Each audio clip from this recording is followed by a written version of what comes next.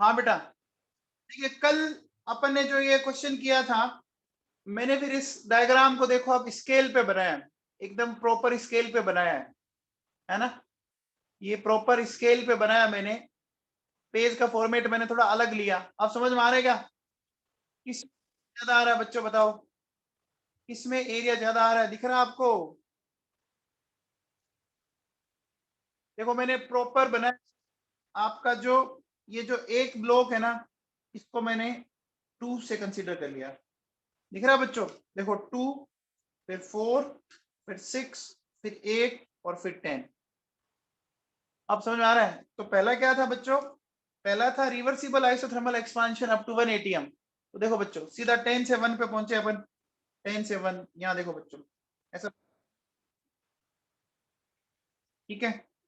फिर क्या बच्चों, देखो बेटा आप 10 एटीएम से, दिख रहा है आप लोगों को? ये जो हमारा 10 एटीएम था,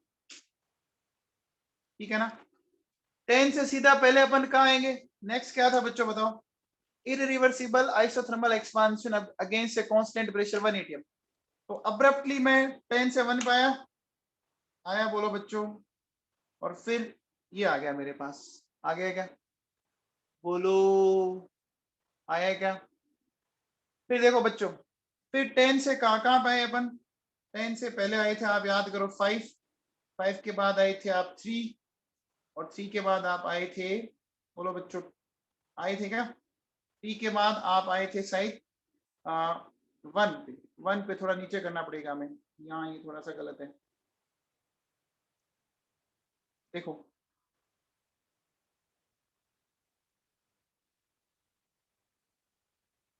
ये इस तरह से। तो ये समझ में आ गया क्या? जिन बच्चों को कल ये लग रहा था कि थर्ड का एरिया ज्यादा है, अरे बच्चों समझ में आ गया क्या? लोधिया जी समझ में आया आपको? ठीक है, चलो अब देखो बेटा सुनो, हमने जब इरिवर्सिबल वर्क डन निकाल रहे थे, इरिवर्सिबल जब अपन वर्क डन निकाल रहे थे, एक फॉर्मूला आया था बच्चों हमारे पास, ये आया था minus P external V2 minus V1, आया था क्या? ये फॉर्मूला मैं पढ़ा चुका हूं। अब देखो बेटा, क्या मैं इस फॉर्मूले में आइडियल गैस इक्वेशन से ये लिख सकता हूं क्या? NrT2V2 NrT1V1, कैसा लिख सकता हूं? क्या मैं ऐसा लिख सकता हूं क्या, बोलो बच्चों? अब देखो बेटा सुनो, मैं इस फॉर्मूले में आगे ऐसा कर सकता हूं कि एनआर को कॉमन ले लूं, तो एनआर पी एक्सटर्नल, फिर क्या आ जाएगा बोलो? T2V2 T1V1, ऐसा कर सकता हूं क्या बोलो बच्चों? ऐसा कर सकता हूं क्या? आया? एक मिनट, मैंने क्या कर दिया, V2 लिख दिया क्या यहाँ पे? एक मिनट बच्चों, सॉरी। देखो V2 की जगह क्या आ जाएगा? ये P2 हो जाएगा बच्चों, ये P1, ये P2, ये P1, ठीक है? हो गया? पहले यहां तक सबको समझ में आ गया? यहां तक सबको समझ में आ गया क्या? अब देखो बच्चों सुनो, मैं बोलता हूं केस फर्स्ट। मैं कहता हूं कि मान लो आइसोथर्मल प्रोसेस है, ठीक है ना? तो आइसोथर्मल प्रोसेस में क्या हो जाएगा बोलो बच्चों, बताओ? T1 T2 बराबर हो जाएंगे ना? T1 T2 बराबर हो जाएंगे क्या बोलो बच्चों? तो T1 T2 बराबर होके मैं इसको लिख दूं, लिख सकता हूं क्या? तो T कॉमन आ जाएगा, तो माइनस NrT, इस P एक्सटर्नल को मैं अंदर ले जाऊं,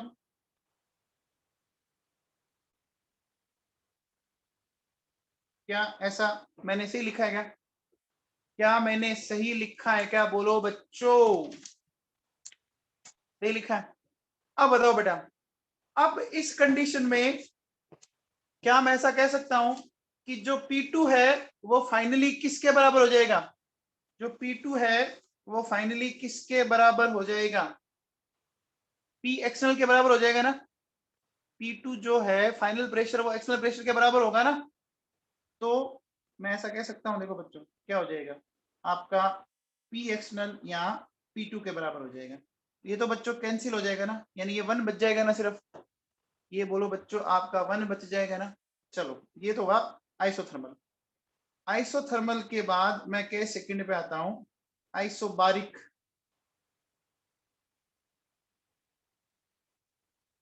तो बताओ बच्चों आइसोबारिक के केस में क्या हो जाएगा, आइसोबारिक के केस में क्या हो जाएगा, बोलो बच्चों आइसोबारिक के केस में क्या होगा,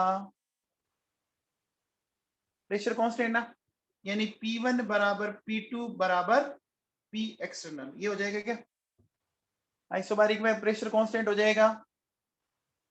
अरे हो जाएगा क्या नबाबू, तो आइसोबारिक के केस में क्या फॉर्मूला ऐसा बन जाएगा क्या, NR, और ये क्या बन जाएगा बोलो बच्चों बताओ, T2 माइनस T1, क्या ये फॉर्मूला बन जाएगा बोलो। अरे P आपका कॉमन आके क्या हो जाएगा, कैंसिल कर देगा ना बच्चों, P कॉमन आके कैंसिल कर देगा, क्या हो जाएगा बच्चों, समझ में आया क्या। फिर देखो बेटा सुनो, केस थर्ड की बात करते हैं। केस थर्ड में लेता हूं आइसोकोरिक प्रोसेस। आइसोकोरिक किसको बोलते हैं, इसमें वॉल्यूम बराबर हो, V1 बराबर V2। तो अब बताओ बच्चों इस कंडीशन में वर्क डन क्या आएगा, वर्क डन क्या आएगा, 0 आएगा। क्या ये कंडीशन समझ में आई क्या आप लोगों को, क्या ये कंडीशन सबको समझ में आ गई बच्चों, किसी को डाउट है क्या, अरे भाई लोगों किसी को कोई डाउट है क्या, नहीं है, यहां तक किसी को डाउट है क्या। ये मैंने कल एग्जांपल्स करवाए थे आपको वर्क डन के काफी सारे, आगे चलूं अब। चलो बच्चों अब इस क्वेश्चन को करके बताओ मुझे, इस क्वेश्चन को करना है हमें, ठीक है ना। तो इस क्वेश्चन को कैसे करेंगे बच्चों बताओ, क्या कहता है, देखो बच्चों a sample of an ideal gas is expanded 1 metre cube to 3 metre cube in a reversible process, कह रहा है क्या, इन ए रिवर्सिबल प्रोसेस, है ना, for which P equals to kV square with K 6 bar, है ना, per metre 6 work by the gas. अब देखो बेटा सुनो, ये वर्क बाय द गैस क्या होता है,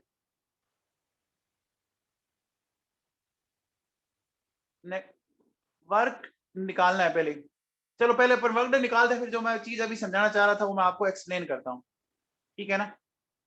अब देखो बेटा सुनो, सबसे पहले, हाँ चलो पहले वर्क डन निकालते फिर अपन डिस्कस करेंगे।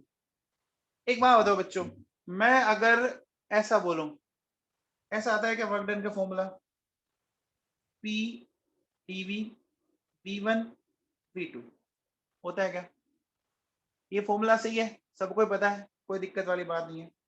यहां से देखो बच्चों ये V1 V2, P की वैल्यू दी हुई है बच्चों आपको, kV स्क्वायर और dV, ठीक है ना। तो यहां से बोलो बच्चों मैं K को तो ले आया बाहर, ठीक है ना।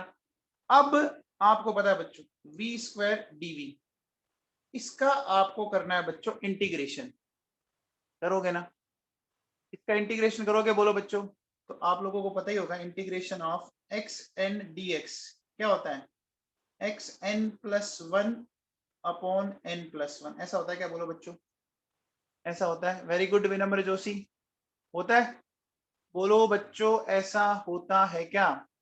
तो मैं बेटा सीधा सीधा ऐसा लिख दूं क्या, वर्क डन के अपॉन 3, ठीक है, और मैंने लिमिट को एक्सपेंड कर लिया, इसको लिमिट को सोल्व कर लिया, क्या मैंने सही लिखा वेरी गुड अनिरुद्ध व्यास, क्या मैंने सही लिखा।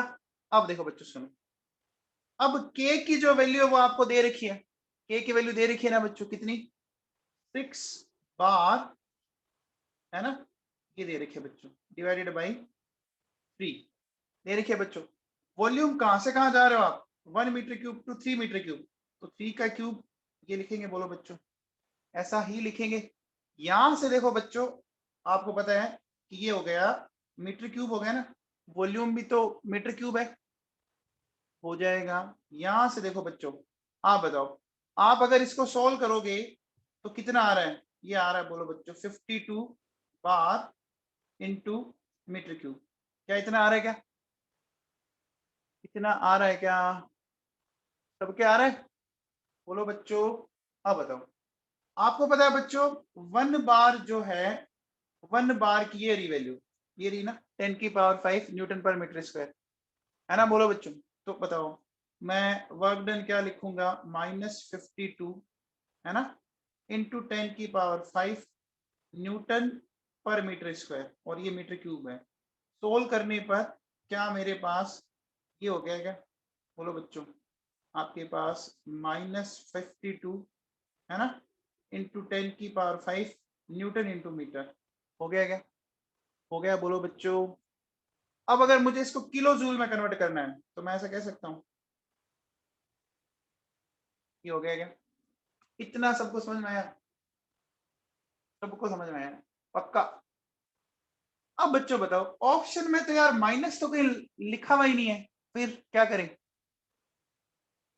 ऑप्शन में तो माइनस तो कहीं लिखा हुआ ही नहीं है। वेरी गुड, वेरी गुड रिया सेगल। देखो बच्चों, ये अपने आप ही समझ में आ रहा है। इसने क्वेश्चन में बोला वर्क बाय द गेस। देखो बच्चों, एक बात बताओ, जैसे अगर आपने 2 वर्ड सुने होंगे, एक वर्ड होता है बच्चों कि आपके अकाउंट में इतने पैसे क्रेडिट हुए या इतने पैसे डेबिट हुए। क्रेडिट का मतलब अपने आप ही पता है ना कि पॉजिटिव है ना, और डेबिट का मतलब अपने आप ही पता है ना कि नेगेटिव है। ये वर्ड अपने आप में आपको बता रहे ना, अरे अपने आप में बता रहे ना, क्रेडिट होना मतलब प्लस होना, डेबिट होना मतलब माइनस होना। तो बच्चों यहां देखो, इसको थोड़ा सा इसकी फीलिंग समझो।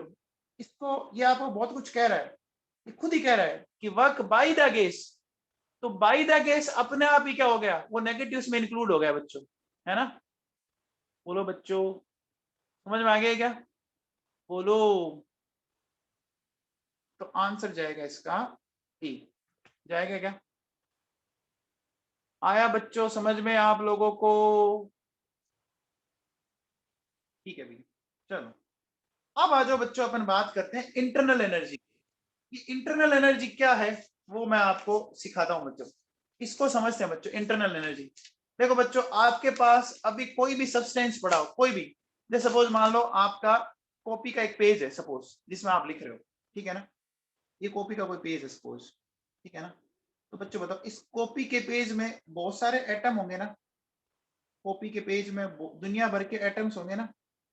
सेलुलोज का बना होता है तो इसमें कार्बन एटम तो कंफर्म होंगे।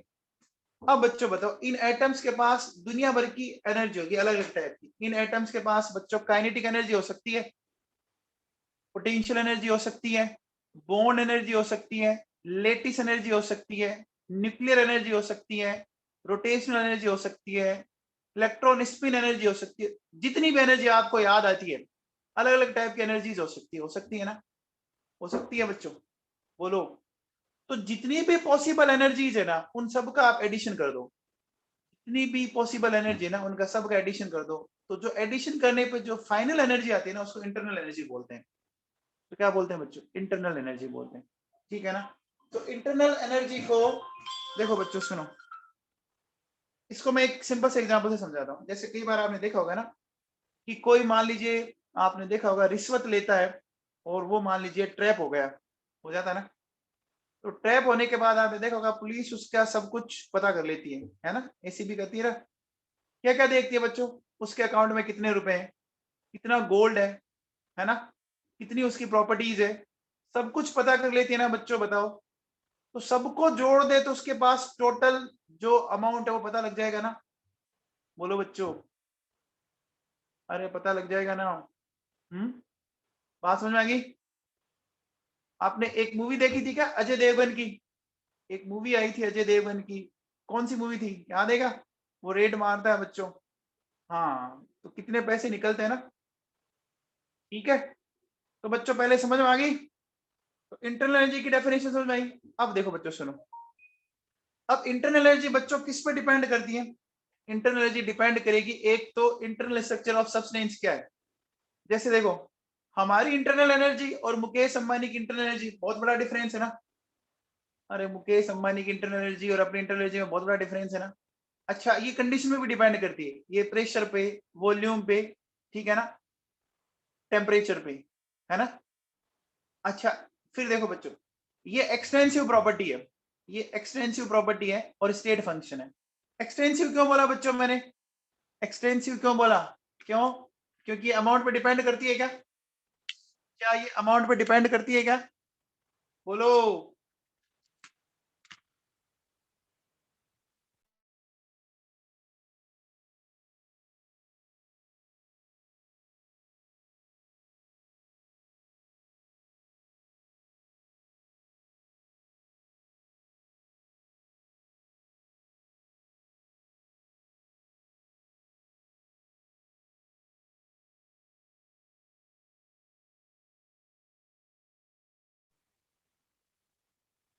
अब देखो बच्चों सुनो, ये स्टेट फंक्शन होता है, ये क्या होता है बच्चों, स्टेट फंक्शन में होता है, ठीक है ना। अच्छा, एक बात ध्यान रखना बच्चों, इंटरनल एनर्जी को अपन है ना ई या यू दोनों से डिनोट करते हैं, ये ध्यान रखना, इंटरनल एनर्जी को ई से या यू से। अब बताओ बच्चों, देखो अगर मान लीजिए मुझे क्या करना है,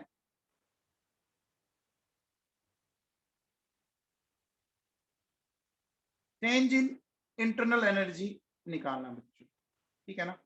जैसे सपोज मैं लिखता हूं डेल्टा ई।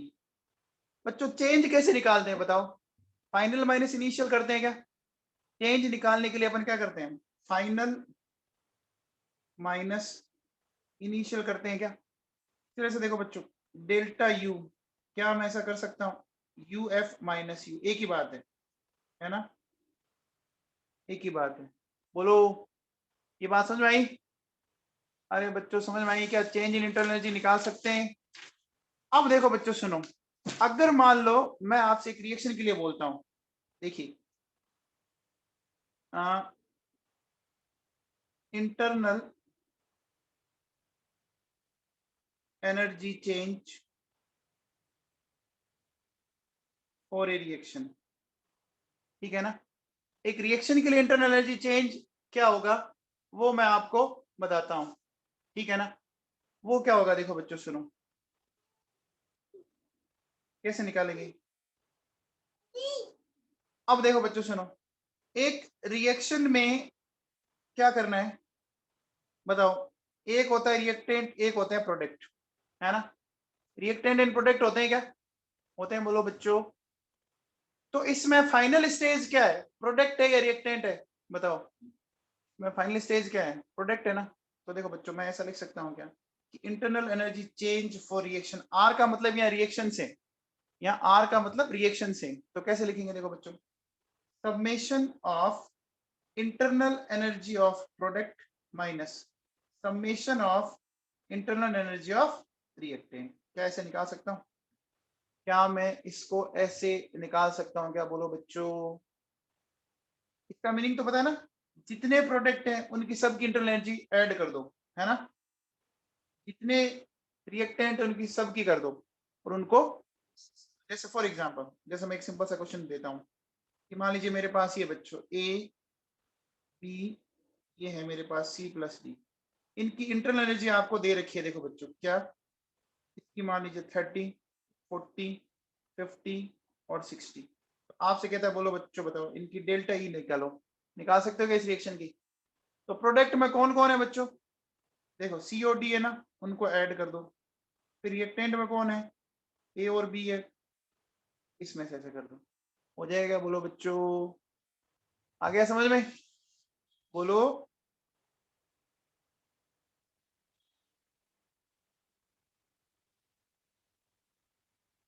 आया बच्चों समझ में, बोलो। हम्म, अरे इंटरनल एनर्जी का कॉन्सेप्ट समझ में आया क्या, चलो। अब देखो बेटा, अपन आगे चलते हैं, नेक्स्ट अपन क्या ले रहे हैं, नेक्स्ट अपन बात करेंगे बच्चों, देखिए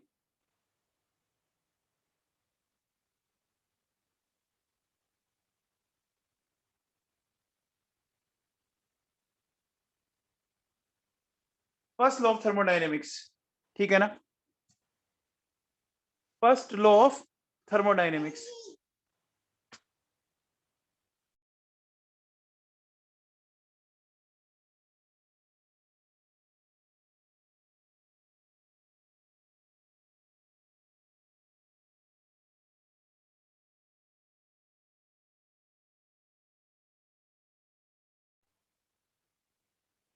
देखो बच्चों, फर्स्ट लॉ ऑफ थर्मोडायनेमिक्स अपन लेते हैं फ्लोट, ठीक है ना। ये बच्चों समझना, क्योंकि बड़ा इंपॉर्टेंट है। ये किसने दिया था बच्चों? ये दिया था रॉबर्ट मेयर एंड हेल्महोल्ट्ज, ठीक है ना। ये दिया था बच्चों रॉबर्ट मेयर एंड हेल्महोल्ट्ज, इन्होंने दिया था।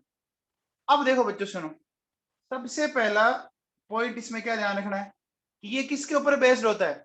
ये देखो बच्चों, ये होता है it is based on energy conservation, ठीक है ना। किसके ऊपर बेसिस है ये? Energy conservation. इसको बच्चों आप बहुत छोटे टाइम से पढ़ते हो ना। क्या होता है? Energy neither be created nor be destroyed, है ना। क्या होता है? एनर्जी को आप क्रिएट कर सकते हो, ना ही आप डिस्ट्रॉय कर सकते हो। क्या करते हो आप? इसको one form to other form में कन्वर्ट करते हो, ये होता है ना। ये होता है, बोलो बच्चों। अब देखो बेटा सुनो, होता है क्या, इसने क्या बोला, ये क्या कहता है, देखो बच्चों, total energy of isolated system remains constant, ठीक है ना। ये मतलब हुआ, अगर कोई आइसोलेटेड सिस्टम है तो उसकी टोटल एनर्जी क्या रहती है? उसकी टोटल एनर्जी क्या रहती है बच्चों? कांस्टेंट रहती है ना। अरे आइसोलेटेड सिस्टम की टोटल एनर्जी क्या रहेगी? कांस्टेंट रहेगी। यही तो होता है ना, एनर्जी सिर्फ फॉर्म चेंज करती है ना। टोटल एनर्जी तो कांस्टेंट रहती है ना। बच्चों मेरी बात समझ रहे हो ना, एक फॉर्म से दूसरे फॉर्म में कन्वर्ट हो सकती है। अब देखो बच्चों सुनो, मुझे एक बात बताओ, जैसे सपोज मैं कह रहा हूं कि मेरे पास ये एक कोई सिस्टम है, ठीक है ना। ये कोई सिस्टम है बच्चों, इस सिस्टम की मैंने मान ली कि इंटरनल एनर्जी E1 है, ठीक है ना। इसकी मैंने मान ली कि इनिशियल जो इंटरनल एनर्जी है, ठीक है ना, वो मैंने मान ली E1 है, ठीक है। अब बच्चों बताओ, मैं इसकी इंटरनल एनर्जी को चेंज करना चाहता हूं, है ना। आप ऐसे सोचिए कि आपके अकाउंट में कुछ पैसे थे, आप अपने अकाउंट का जो बैलेंस है वो चेंज करना चाहते हो। कैसे कर सकते हो? आप बच्चों वर्क करो, मेहनत करो, आप इसमें हीट ऐड कर सकते हो। दो चीजें कर सकते हैं ना, बोलो बच्चों। अगर मुझे इसकी इंटरनल एनर्जी को चेंज करना है तो मैं ऐसा कर सकता हूँ ना, इस सिस्टम पे वर्क कर सकता हूँ, सिस्टम को मैं हीट दे सकता हूँ। दे सकता हूँ क्या? बोलो बच्चों, ये बात समझ में आई क्या? अरे सिस्टम की इंटरनल एनर्जी को चेंज करने के लिए मैं क्या कर सकता हूँ? सिस्टम पे वर्क कर सकता हूँ, सिस्टम को मैं हीट दे सकता हूँ। तो अब बताओ बच्चों, मान लो कि इस सिस्टम की इंटरनल एनर्जी बढ़ के होगी E2, होगी, होगी। तो मैं ऐसा करता हूं बच्चों, मैंने क्या किया, एनर्जी कंजर्वेशन लगाया बाय एनर्जी कंजर्वेशन। तो एनर्जी कंजर्वेशन से मैं ऐसा कह सकता हूं क्या कि बोलो बच्चों, E2 क्या आ गया? E2 आ गया E1 plus Q plus W। बोलो बच्चों, क्या ये बात सही है? अब जो नई इंटरनल एनर्जी है वो उनका सबका सम होगा। क्या बेटा, मैं यहां से देखो, मैं वापस यहां लिख देता हूँ E2, ये लिखा मैंने E1 plus Q plus W। तो क्या मैं ऐसा कह सकता हूँ E2 minus E1 that is delta E। Delta E क्या हो गया? Q plus W। ये हो गया क्या? बोलो बच्चों, हो गया। यही हमारा क्या बच्चों, फर्स्ट लॉ ऑफ थर्मोडायनेमिक्स। ध्यान रखना, फिजिक्स में ये अलग होता है।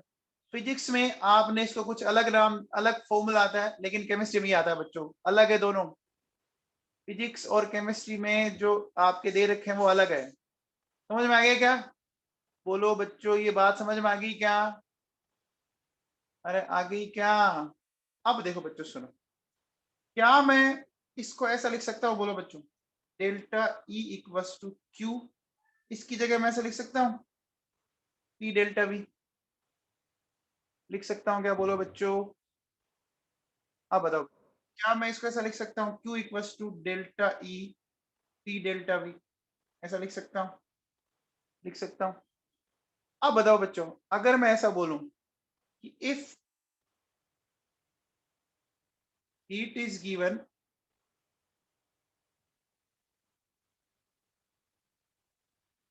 एट कांस्टेंट वॉल्यूम, ठीक है ना, आपने क्या बोला, आपने हीट को कब दिया बच्चों, कांस्टेंट वॉल्यूम पर, ठीक है ना।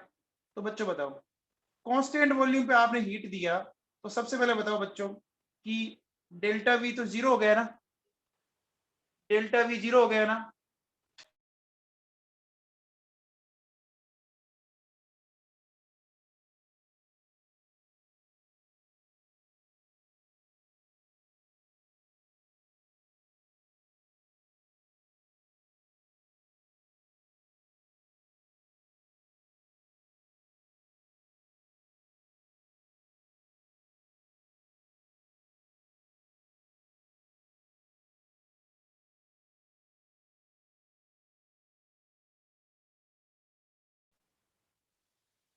हाँ जी, अब बताओ बच्चों, डेल्टा वी अगर जीरो हुआ, डेल्टा वी अगर जीरो हुआ, तो आप बताओ बच्चों, क्या मैं ऐसा कह सकता हूं, देखो मैंने इसको लिखा क्यू वी डेल्टा ई और पी डेल्टा वी, ये जीरो हो गया ना, बोलो बच्चों, क्या मैं ऐसा कह सकता हूँ क्यू वी किसके बराबर आ गया, क्या क्यू वी ई के बराबर आ गया क्या, बोलो बच्चों, क्या क्यू वी डेल्टा ई के बराबर आ गया क्या मैं ऐसा कह सकता हूँ कि जब मैं कांस्टेंट वॉल्यूम पे किसी भी सिस्टम को हीट दूंगा तो वो उसकी इंटरनल एनर्जी में चेंज के बराबर होगा, बोलो बच्चों, अगर कांस्टेंट वॉल्यूम पर किसी भी सिस्टम को हीट दी जाए तो क्या बोल सकते हैं, मैं ऐसा बोल सकता हूँ, हीट विच इज गिवन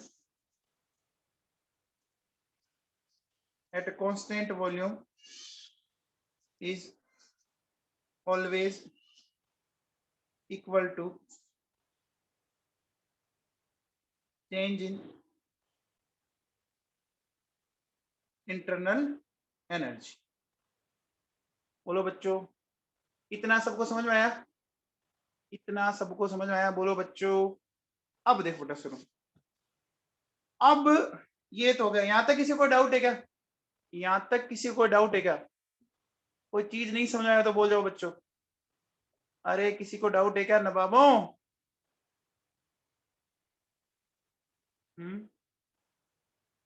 नहीं है, आगे चलो, चलो बच्चों, अब अपन एक नया टॉपिक लेते हैं।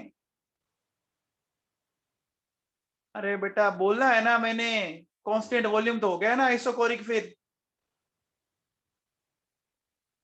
हाँ भैया, नेक्स्ट देखो,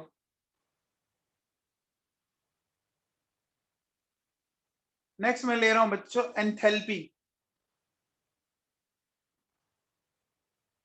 एंथैल्पी, ये एंथैल्पी क्या होता है बच्चों, जानते हो क्या, एंथैल्पी क्या होता है जानते हो क्या, बोलो बच्चों, आप में से कोई बताएगा एंथैल्पी क्या होता है।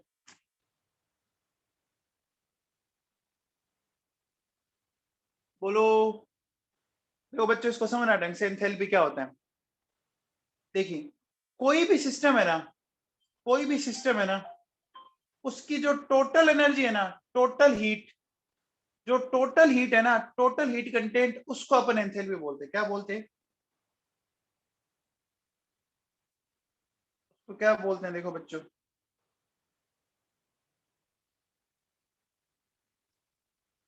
देखिए मैंने बोला total heat content of A system, ठीक है ना, टोटल हीट कंटेंट, जो टोटल हीट कंटेंट है ना सिस्टम का, उसको एंथैल्पी बोलते हैं। अब देखो बच्चों कैसे, इसको थोड़ा सा समझाता हूं मैं आप लोगों को।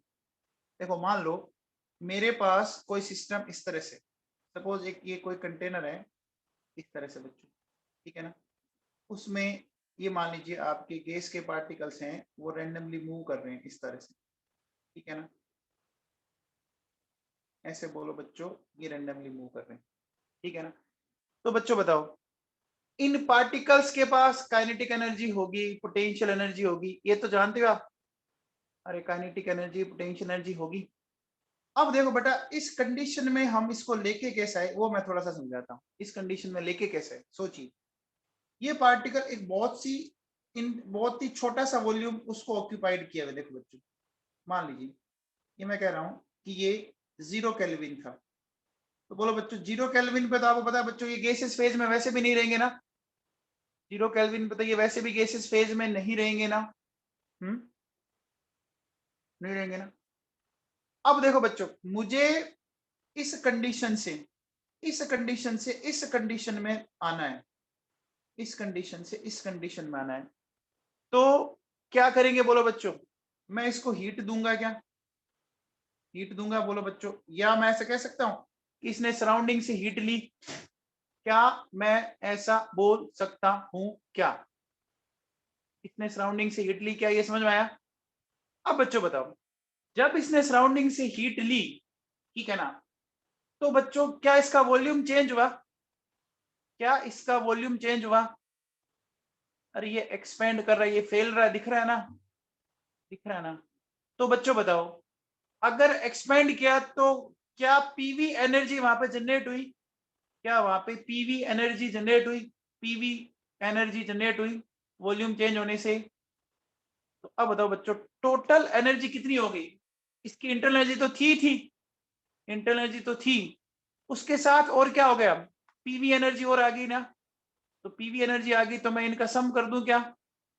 अरे बोलो बच्चों, मैं पीवी एनर्जी को इसमें ऐड कर दूं क्या? बोलो भाई लोगों को, कुछ समझ में आया मैंने क्या बताया? कुछ समझ में आया क्या? देखो, जो सिस्टम आपका राइट हैंड साइड पे लिखा हुआ है जिसमें आपके गैस के पार्टिकल मूव कर रहे हैं, हमें इस सिस्टम तक पहुंचना है, इस स्टेज तक पहुंचना है। तो मैंने क्या किया कि ये जो 0 केल्विन पे लिखा हुआ है इसमें देखिए बच्चों, पार्टिकल्स आपको दिख रहा है एक बहुत छोटे से वॉल्यूम के अंदर है। तो 0 केल्विन पे ये गैसेस फेज में तो नहीं रहेंगे ना। 0 केल्विन पे तो गैसेस फेज में नहीं रहेंगे ना, क्योंकि पार्टिकल का मूवमेंट ही नहीं होगा। अब मुझे इस कंडीशन फर्स्ट से कंडीशन सेकंड में पहुंचना है। तो मुझे क्या करना पड़ेगा, इसको हीट देनी पड़ेगी, या मैं ऐसा कह सकता हूँ इस सराउंडिंग से हीट ले रहा है। क्या मैं ऐसा कह सकता हूँ? तो आप बताओ बच्चों, जब ये हीट लेगा तो बच्चों इसका वॉल्यूम चेंज हुआ ना। तो वहां पे पीवी एनर्जी का भी तो रोल हुआ। अरे पीवी वर्क हुआ तो पीवी एनर्जी का भी कुछ रोल हुआ होगा ना। हम्म कुछ समझ में आ रहा है? मेरी बात समझ में आ रही है क्या? तानिया सेठिया, तेरे को समझ में आया क्या?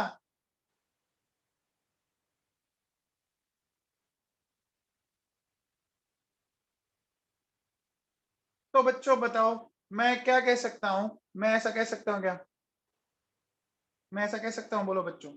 एच क्या हो गया? इंटरनल एनर्जी तो थी, साथ में ये पीवी एनर्जी और आ गई। आ गई। एच बराबर ई प्लस पीवी हो गया क्या? बोलो बच्चों, क्या मैं ऐसा बोल सकता हूं? क्या मैं ऐसा बोल सकता हूं क्या? अब देखो बेटा, मैं इस इक्वेशन को ऐसा लिख सकता हूं, delta H equals to delta E, है ना। और मैं ऐसा लिख सकता हूं क्या? बोलो बच्चों, बोलो, ऐसा लिख सकता हूं क्या? बोलो। अरे बच्चों, ऐसा लिख सकता हूं। अब मैं इसको और ऐसे लिख सकता हूं क्या? Delta H equals to delta E P2V2 minus P1V1, ऐसा लिख सकते हैं? लिख सकते हैं क्या? लिख सकते हैं? बोलो बच्चों। अच्छा एक बात हो बेटा, क्या मैं इस इक्वेशन को ऐसा भी लिख सकता हूँ क्या? इस इक्वेशन को मैं ऐसा भी लिख सकता हूँ क्या कि देखो, एक बार प्रेशर कांस्टेंट वॉल्यूम चेंज हो जाए, एक बार वॉल्यूम कांस्टेंट प्रेशर चेंज हो जाए। क्या ऐसा लिखा जा सकता है क्या? क्या ऐसा लिखा जा सकता है क्या? मैंने क्या कर दिया बच्चों, इसको डिफरेंशिएट कर दिया ना, पूरी इक्वेशन को डिफरेंशिएट कर दिया। बोलो। अरे बच्चों, समझ में आ रहा है क्या तुम लोगों को? अब बताओ बच्चों, क्या मैं इस चीज को delta E plus P delta we, देखो बच्चों, delta E P delta we को मैं क्यू लिख सकता हूं क्या? क्या मैं इसकी जगह क्यू लिख सकता हूं क्या? तो देखो बच्चों, मैंने यहाँ पे लिखा क्यू, ठीक है, क्यू, और ये हो गया वी डेल्टा पी। इतना सबको समझ में आया? इतना सबको समझ में आया? अब देखो बेटा सुनो, मैं क्या कह रहा हूं, एट कांस्टेंट प्रेशर,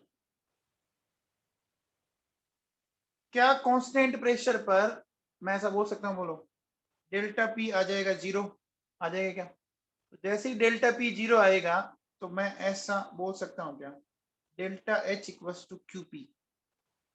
बच्चों ईमानदारी से बताओ, क्या ये आपको समझ में आया क्या? अरे बच्चों समझ में आया क्या? कांस्टेंट प्रेशर पे जो हीट दोगे वो एंथैल्पी में चेंज के बराबर हुआ। जो कांस्टेंट प्रेशर पर हमने हीट दी, क्या वो उसके एंथैल्पी चेंज के बराबर आया? और कांस्टेंट वॉल्यूम पे जो मैंने हीट दी वो किसके बराबर आया? बोलो बच्चों, कांस्टेंट वॉल्यूम पे जो मैंने हीट दी वो किसके बराबर आया? देखो बच्चों क्यूपी, ये देखो ऊपर देखो बेटा, ये दोनों बहुत ही इंपॉर्टेंट पॉइंट है। अगर कांस्टेंट वॉल्यूम पे दे रहे हो तो डेल्टा ई, कांस्टेंट प्रेशर पे दे रहे हो तो डेल्टा एच। कुछ समझ में आया?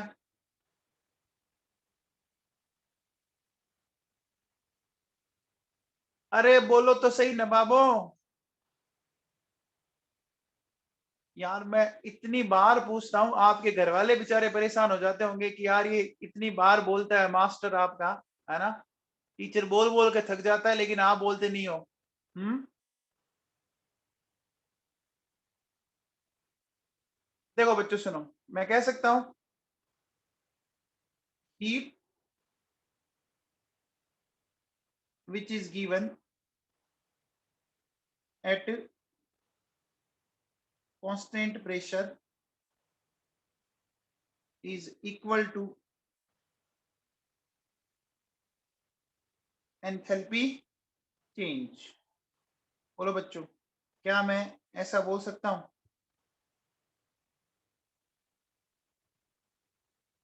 बोल सकता हूं क्या, heat which is given at constant pressure is equal to enthalpy change.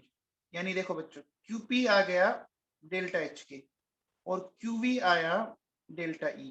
आया क्या? आया बोलो बच्चों। अब देखो बेटा सुनो, अब हम लोग एक काम करते हैं, हमारे पास ये इक्वेशन थी क्या? बोलो बच्चों, H equals to E plus P V. मैं क्या करता हूँ बच्चों, मैं इस इक्वेशन को कांस्टेंट प्रेशर पे लिखता हूँ। बच्चों बताओ, नेचुरल प्रेशर हमेशा, नेचुरल जो प्रोसेस होते हैं वो कौन सी कंडीशन में होते हैं? नेचुरल प्रोसेस हमेशा कौन सी कंडीशन में होते हैं? आइसोबारिक कंडीशन में होते हैं ना? एटमॉस्फेरिक हमेशा कांस्टेंट रहता है ना? अरे एटमॉस्फेयर का प्रेशर 1 atm हमेशा कांस्टेंट है ना? तो अब बताओ बच्चों, अगर मैं कांस्टेंट प्रेशर पे लेके कर रहा हूं तो क्या ये इक्वेशन ऐसे बन जाएगी क्या, delta H equals to delta E P delta V. मैंने प्रेशर को कांस्टेंट किया है, तो ये बात सही है क्या? अरे ये बात सही है क्या? क्योंकि वी डेल्टा पी वाला फैक्टर तो क्या हो जाएगा, वी डेल्टा पी वाला फैक्टर तो जीरो हो जाएगा ना? ये देखो बच्चों, ये वाला फैक्टर तो जीरो हो जाएगा ना? ये तो बचेगी इक्वेशन। अरे ये बचेगी क्या, बोलो बच्चों। अब बताओ बेटा, क्या मैं इस डेल्टा एच की जगह मैं क्यूपी लिख सकता हूं क्या?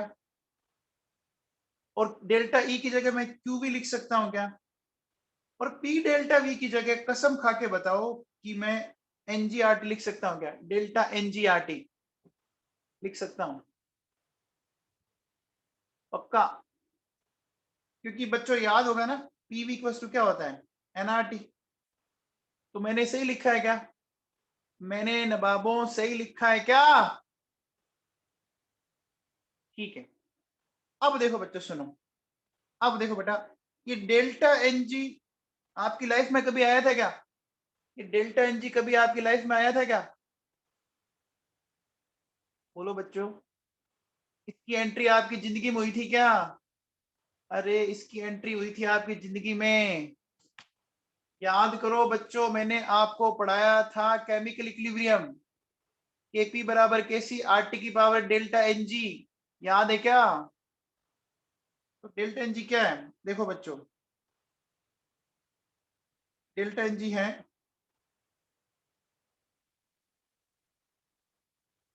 Total gaseous moles of product minus total gaseous moles of reactant। याद करो, है ना, ये बताया था बच्चों। गुड आंचल पहुजा। अब देखो बेटा सुनो, मैं लेता हूं सबसे पहले केस फर्स्ट। मैंने बोला कि डेल्टा एनजी की वैल्यू 0 है, ठीक है ना, डेल्टा एनजी की वैल्यू 0 लेके चलते हैं। तो एग्जांपल लेता हूं, देखो बच्चों सुनो, मैंने ये एग्जांपल लिया, N2O2 क्या हो गया, 2NO हो गया।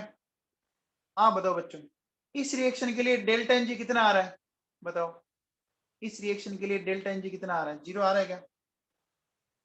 देखो 2 मोल प्रोडक्ट के और 2 मोल रिएक्टेंट, 0 आ रहा है क्या? तो अब बताओ बच्चों, मेरे पास इक्वेशन ये है, delta H equal delta E plus delta N G R T. Delta N G तो 0 है, तो क्या मैं ऐसा कह सकता हूं कि इन इक्वेशन के लिए डेल्टा एच और डेल्टा ई दोनों बराबर हो गए? क्या इनके लिए डेल्टा एच और डेल्टा ई दोनों बराबर हो गए क्या? ये बात आपके दिमाग में बैठी क्या? बोलो। ठीक है भैया, फिर देखो बच्चों सुनो, मैं चलता हूं नेक्स्ट के सेकंड पर। मैंने बोला बच्चों कि डेल्टा एन जी पॉजिटिव में, ठीक है ना, डेल्टा एन जी पॉजिटिव। जैसे एग्जांपल लेते हैं बच्चों, देखो सुनो, PCl5, ये बच्चों ऐसा गया, देखो PCl3 प्लस Cl2। तो बच्चों बताओ यहाँ डेल्टा एन जी कितना आ रहा है, 2 - 1 यानी 1 आ रहा है क्या? 1 आ रहा है। तो अब बताओ बच्चों, क्या मैं ऐसा कह सकता हूँ delta H equals to delta E plus 1 RT, आ रहा है क्या? तो अब बताओ बच्चों, मैं ऐसा कह सकता हूँ क्या कि डेल्टा एच जो है वो डेल्टा ई से बड़ा आएगा? आएगा क्या? आएगा, बोलो बच्चों। कुछ एडिशन होके आएगा ना, कुछ एडिशन होके आएगा ना, समझ में आ गया? बोलो बच्चों, डेल्टा ई में कुछ ऐड होके तो डेल्टा एच बनेगा।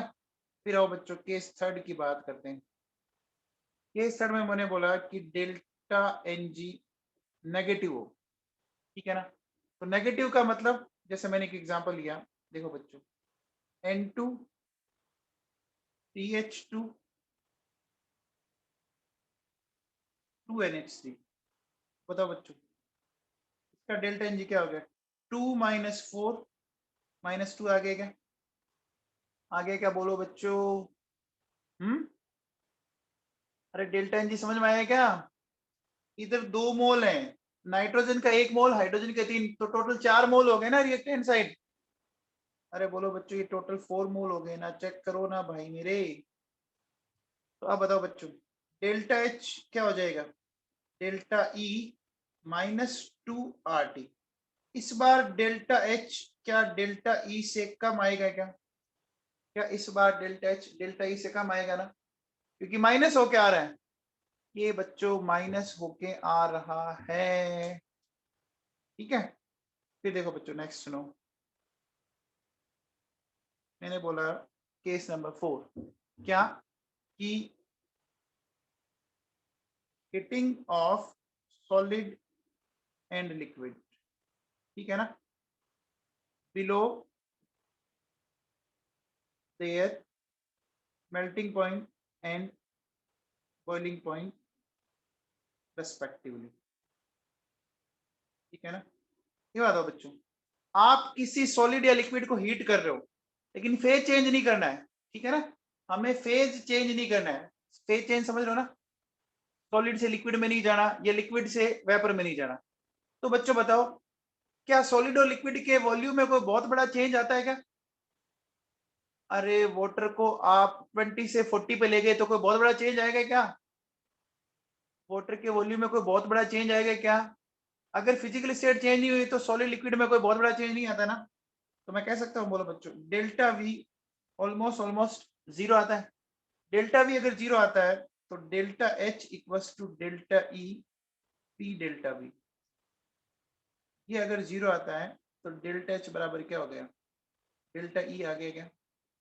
बोलो बच्चों, क्या ये बात आपके भेजे में बैठी क्या? क्या ये बात आपके भेजे में बैठी क्या? अरे बोलो तो सही। चलो बाकी कर लेते हैं बेटा फिर, ठीक है।